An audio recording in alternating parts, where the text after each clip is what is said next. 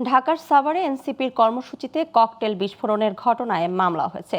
রোববার রাতে সাভার মডেল থানায় এ মামলা করা হয়। ঢাকা জেলা পুলিশ সুপার শামীমা পারভীন বলেন, গতরাতে সাভার থানার পাশে তারাপুর ঈদগাহ মাঠে এনসিপির কর্মসূচিতে ককটেল বিস্ফোরণের ঘটনা ঘটে।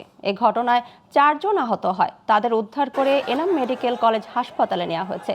বিস্ফোরণের সময় মঞ্চে এনসিপির আহ্বায়ক ও বিরোধী দলীয় চিফ হুইপ নাহিদ ইসলাম, সদস্য সচিব আখতার হোসেন, মুখ্য সংগঠক সার্জিস আলম সহ নেতারা উপস্থিত ছিলেন। তবে তারা কেউ আহত হননি।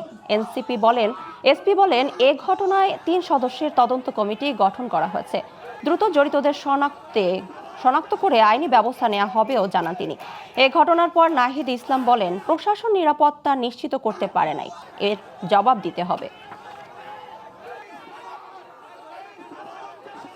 সেইখানে আমরা স্পষ্টভাবে প্রশাসনিক সহায়তায় সেইখানেই বোমা হামলা করা হয়েছে। পুলিশ কর্তৃপক্ষের সাথে জিজ্ঞাসা করব, একটা রাজনৈতিক দলের গণতান্ত্রিক অধিকার আছে কর্মসূচি করার, এবং পুলিশের দায়িত্ব, এখানকার প্রশাসনের দায়িত্ব তাদের সকল ধরনের নিরাপত্তা নিশ্চিত করার।